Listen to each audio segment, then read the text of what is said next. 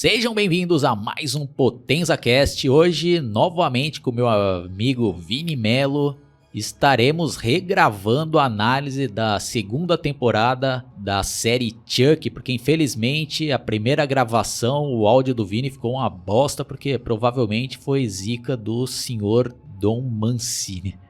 Bom, para quem caiu aqui pela primeira vez no meu canal, só resumidamente, eu sou um grande fã dos 3 primeiros filmes e eu ignoro todos os filmes que vieram depois do Brinquedo Assassino 3, porque já na Noiva do Chuck, o senhor Don Mancini, que foi o principal e único roteirista, ele deturpou totalmente a história do personagem, transformou ele num idiota, num palhação bestalhão, mudou ali a maneira de como ele poderia transferir a alma dele para uma pessoa, né? Inventou um medalhão que nunca existiu no primeiro filme e transformou ali, né, numa palhaçada total. Aí depois teve Filho de Chuck, que foi uma abominação ainda pior. Bom, parando por aqui, né? Quem quiser depois saber mais detalhadamente, eu e o Vini, a gente já fez análise de todos os filmes, incluindo essas bostas aí, incluindo a primeira temporada que começou até enganando eu e o Vini.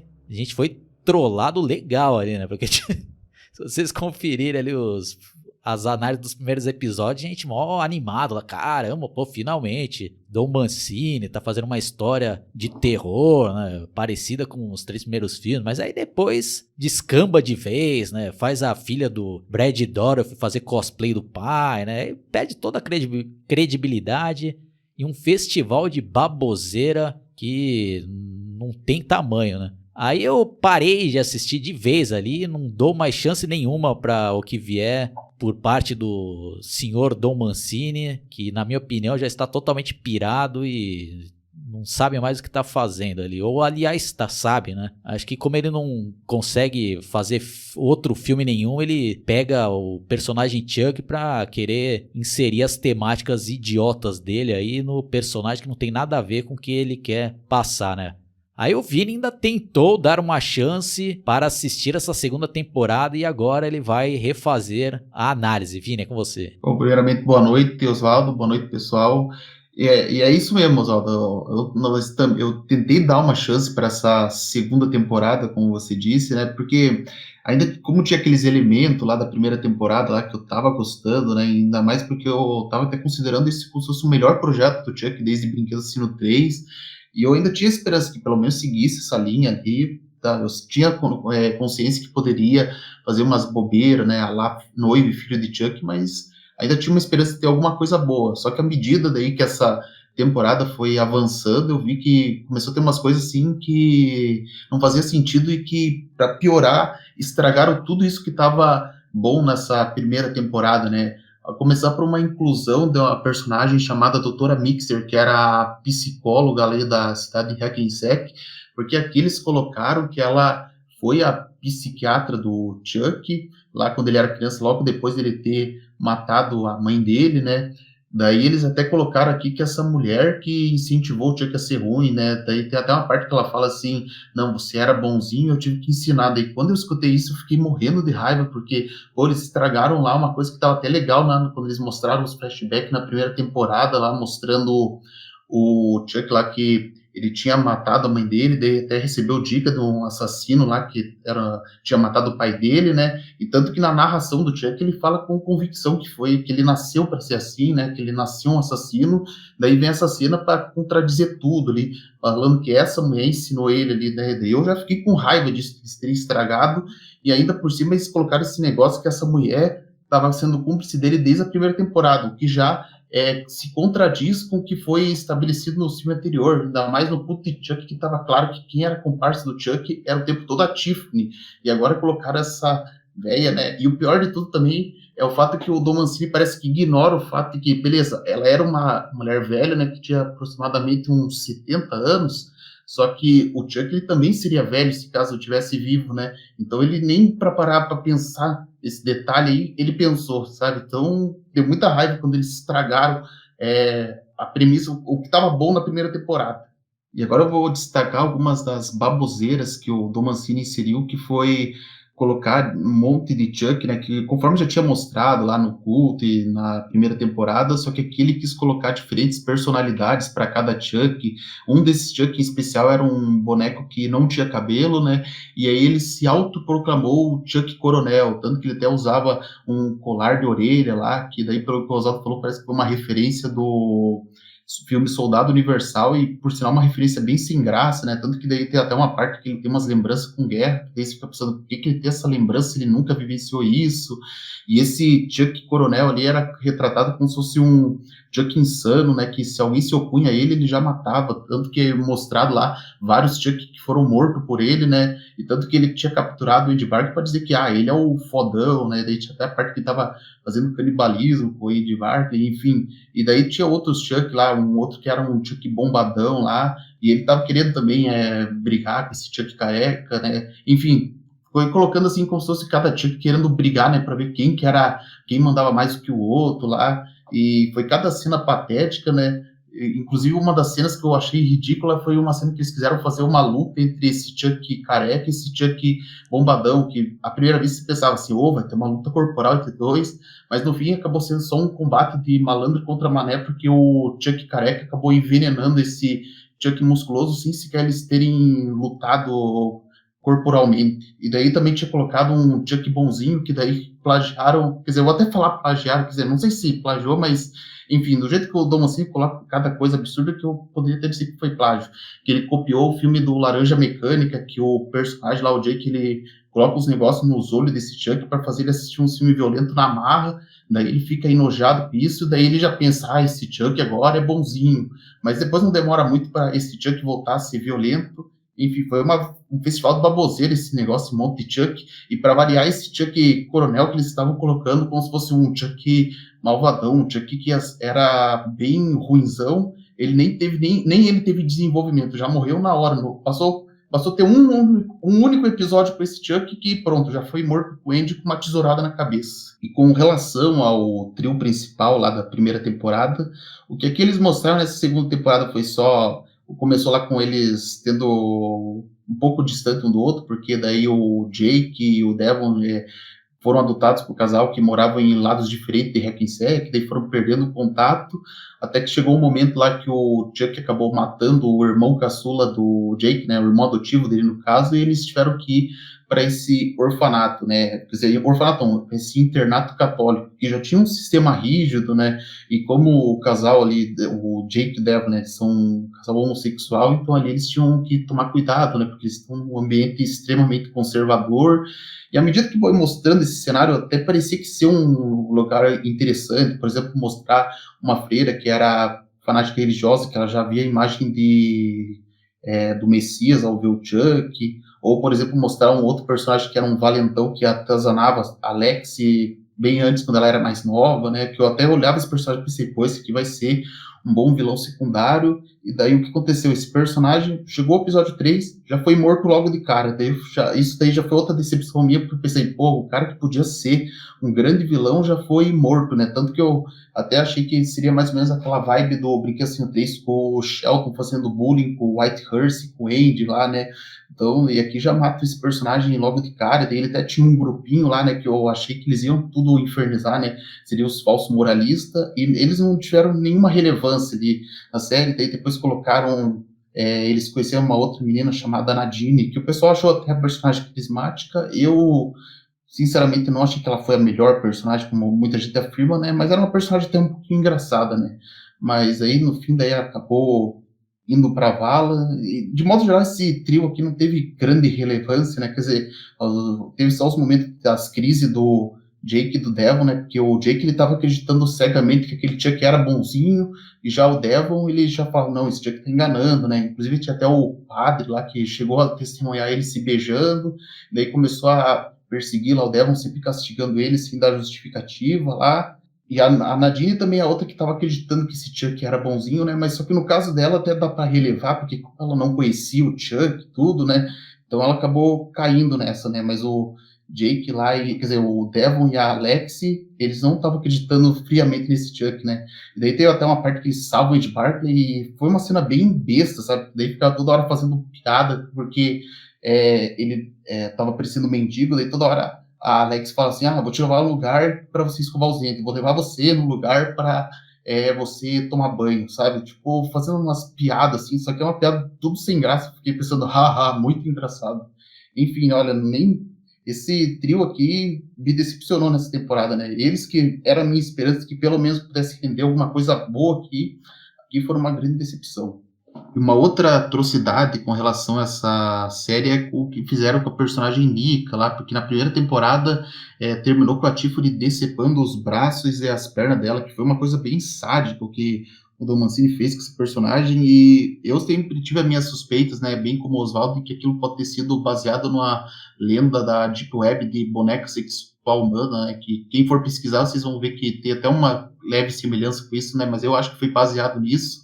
E aqui nessa temporada foi mostrado ali que a Tiffany ainda continuava mantendo ela prisioneira ali, sim, os braços e as pernas lá, e mostrando que ela vivia como uma atriz, quer dizer, nem atriz decadente, né? Ela vivia isolada, mas como ela só estava no corpo da atriz infantil, ela não conseguia fazer muita coisa, tipo, ela não sabia atuar, então ela se isolou de todo mundo para manter prisioneira. Daí foi aqui nessa temporada tivemos a inclusão do Glenn e da Glenda, e aqui foi mostrado que eles não sabiam nada, né, do passado da Tiffany. Eles realmente acreditavam que a Tiffany era a Jennifer Tilly lá, daí depois eles descobriram lá sobre a Nika, e daí eles começaram lá a trabalhar junto para tentar tirar ela de lá, e até mostrava a cena do Chuck, o Chuck que estava dentro da Nika falando com ela no subconsciente, lá que estavam trabalhando junto para acabar com a Tiff, né? E outro furo que eles foram colocando aqui, que esse Chuck era um tal Chuck Prime, como se fosse o Chuck principal, uma coisa que não faz sentido nenhum. E daí, mostrando lá que daí a Glenda, né,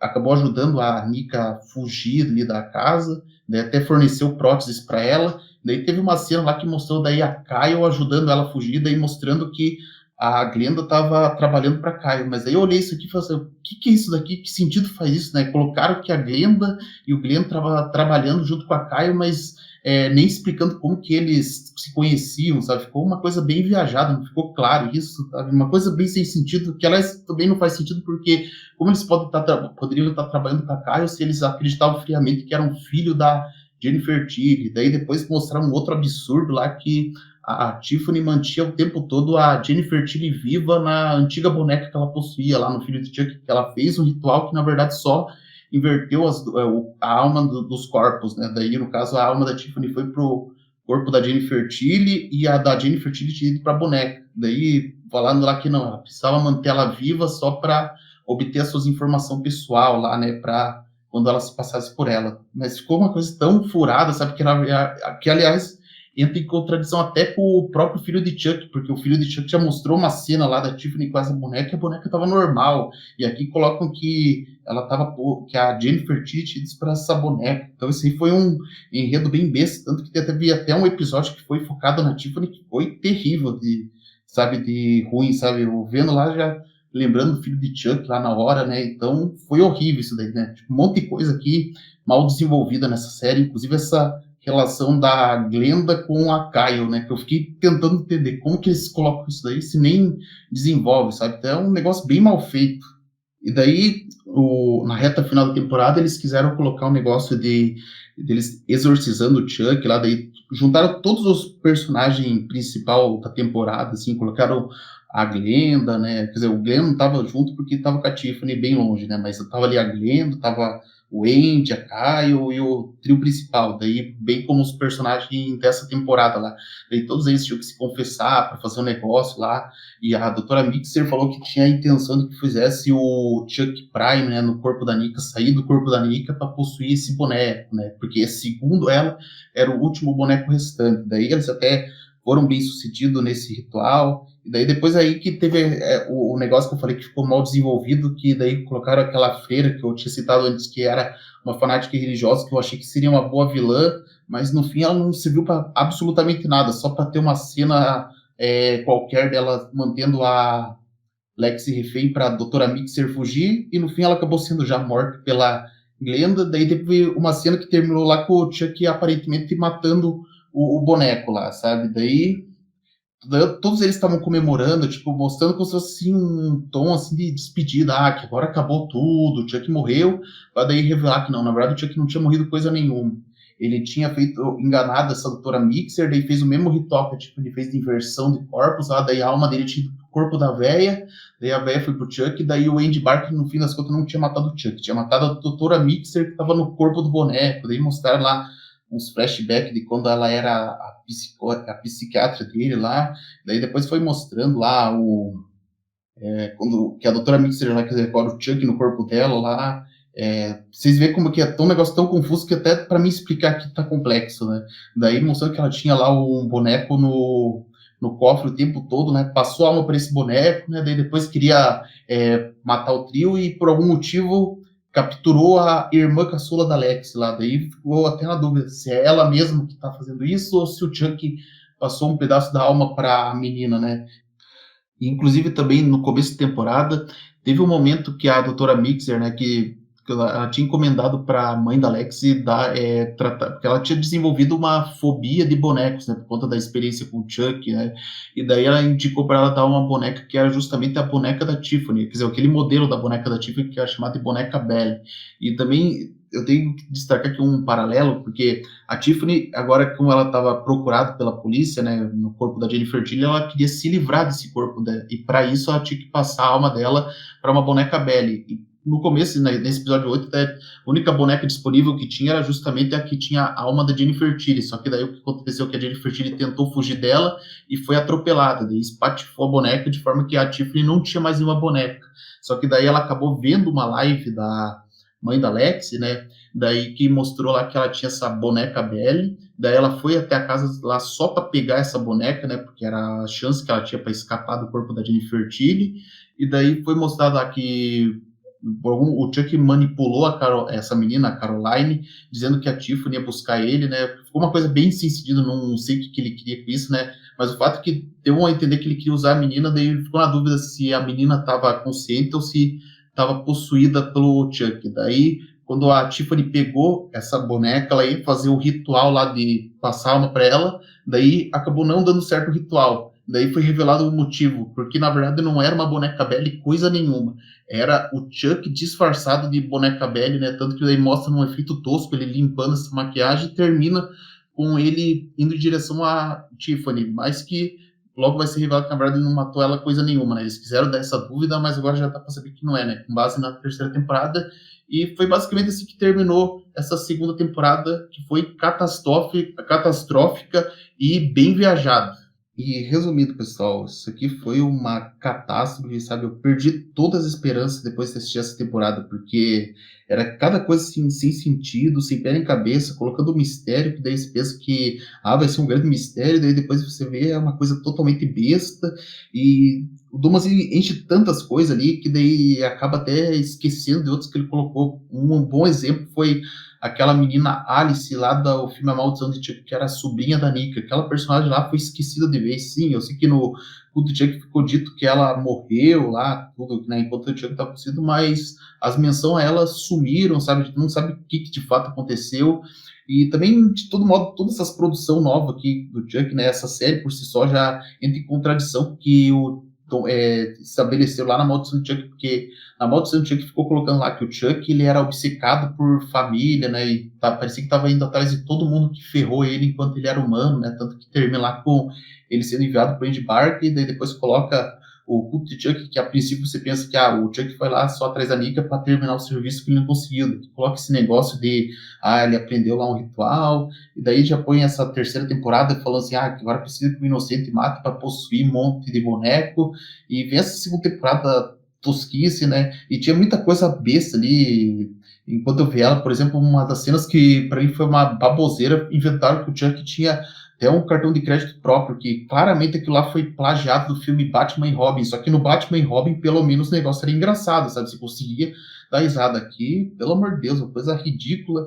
Então, e, tipo, por mais assim que daí as pessoas falam assim, uma hora vai voltar pro terror, mas não vai, agora não tem como ter esperança, que, sabe, é tão absurdo, assim, que eu resolvi desconsiderar tudo isso, né? Pra mim, só Brinquedo Assassino 1, 2 e 3, porque por mais que, assim, até com relação a essa terceira temporada, o pessoal fala, mas agora vai voltar a ser o clima de terror, mas não dá para confiar no Dom Mancini, né? Porque mesmo que essa terceira temporada ali, supondo que ela seja muito boa, uma hora ele vai acabar deturpando de novo, daí vai ficar inventando um monte de coisa. então não tem como ter esperança, né? Para mim, na verdade, assim, para ter esperança que tem um Chuck decente de novo, no mínimo, o Dom Mancini tem que perder de vez os direitos sobre esse personagem. E a nota que eu dou para essa série é -10. Aliás, -10 não, dou nota -100, porque até um 0 ou até um mísero -10 seria demais para essa catástrofe para mim, ó.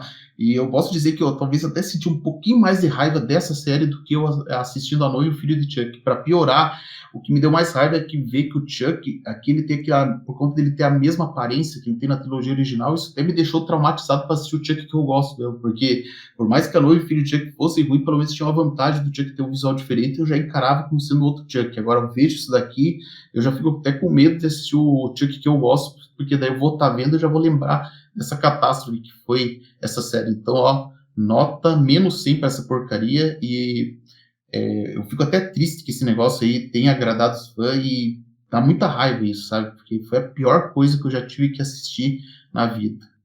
Vini, agora eu vou ler aqui uma matéria que na verdade é a crítica do site Omelete, que parece que os caras discordam totalmente de você aqui, ó. Vamos dar uma checada aqui, que tá dizendo o seguinte aqui, ó: segunda temporada genial de Chuck eterniza o nós versus o mundo que move a franquia. Puta que pariu, vamos continuar aqui, ó. Falamos cedo demais, ano passado o Brinquedo Assassino ainda não estava no seu auge. Matéria escrita por Caio Coletti. No 8º episódio da segunda temporada de Chuck, o ator Brad Dourif empresta sua voz pelo menos uma mão cheia de versões diferentes do boneco assassino. Um deles, o Coronel, tem língua presa e a entonação ultra dramática. É um anti-herói de filme de guerra. Outro apelidado de Good Chuck usa de maneira honesta os fraseamentos da inocência que antes foram só fingidos pelo personagem. Um terceiro, versão anabolizada de Chuck, fala de maneira empolada e convencida dos vilões brutamontes dos anos 80.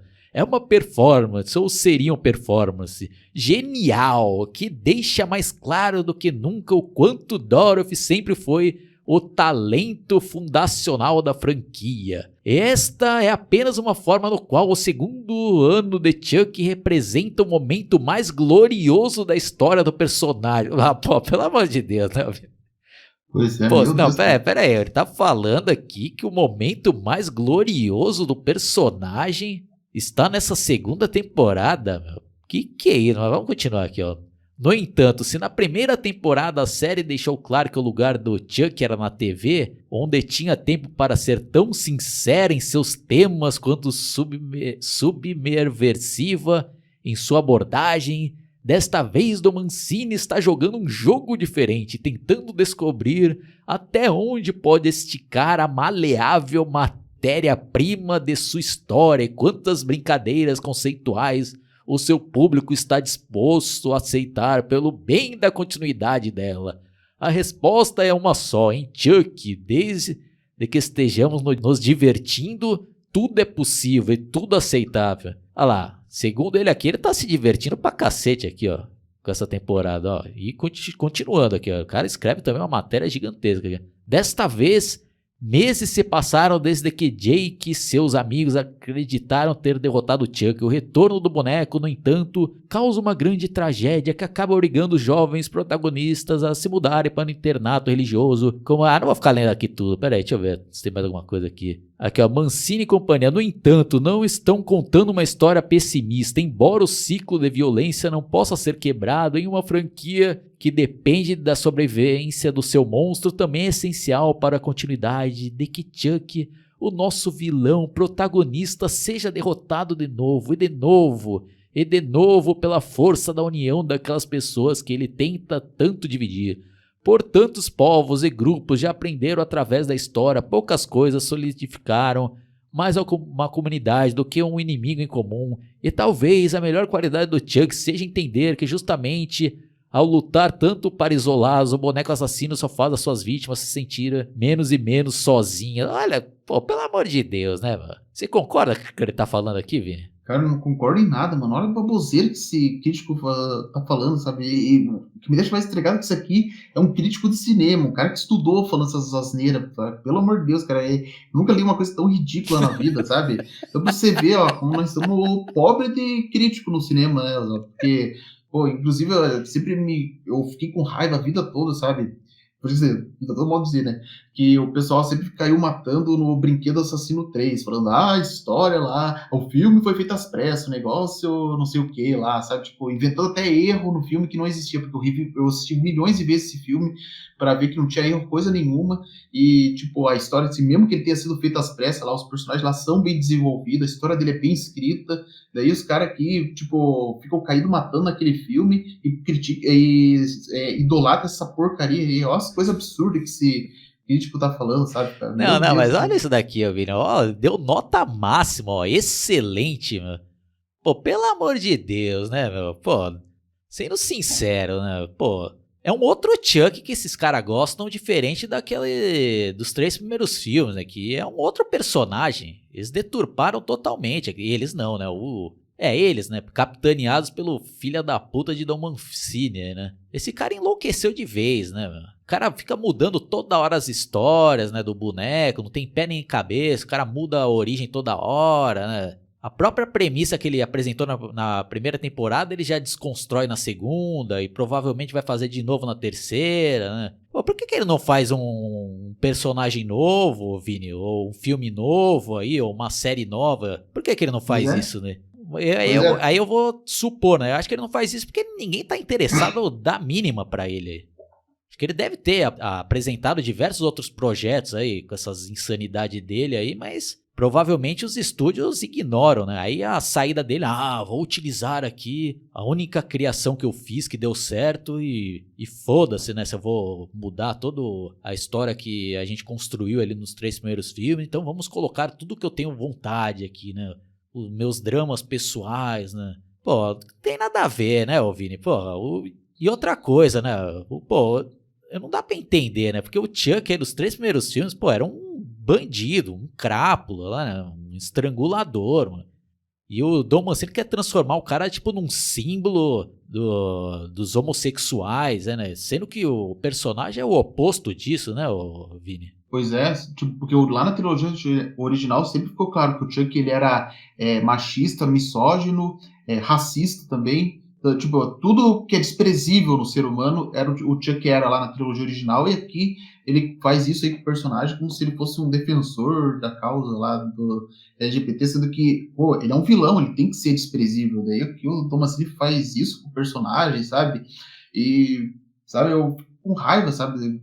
Porque daí, quando eu assisti esse negócio, ficar pensando, cara, o que é isso que eu tô assistindo, sabe? O que isso tem a ver com aquele Chuck que eu assistia lá, que até, inclusive, era uma turma tão simples de entender, aqui coloca todas essas viagens, e é isso que você falou, Oswaldo. Eu também acho que, com certeza, ele pode ter mostrado algum outro projeto aí para esse estúdio, daí o pessoal falou assim, que merda é essa aí? Eu não vou aprovar isso aí, não. Daí ele usa o único que ele tem, né? O Chuck, ele então, e se bobear, eu acho que até grandes atores até não querem trabalhar com ele, né? Porque sempre que eu vejo esse negócio, ele tem que ficar utilizando o ator mais barato ou o ator que está realmente precisando de trabalho, né? Porque eu acho que muita gente fica um pé atrás ali para trabalhar com esse Dom Mancini, porque acho que já perceberam que não, esse cara aí é doente demais, não tem condição de trabalhar com ele, não. Vamos passar longe desse aí. Bom, resumindo aqui, né, pessoal? Existem dois Chucks, né? Um que eu considero o verdadeiro, que é o da trilogia original, e depois tem o Chuck paródia deturpada, né? Por parte do Dom Mancini, que começa ali na noiva do Chuck, né? Então tem muitas pessoas que são fã desse segundo Chuck, né? Eu e o Vini, a gente é fã do primeiro, né? E infelizmente, né, pra gente, né? Tô falando pra mim e pro Vini, né?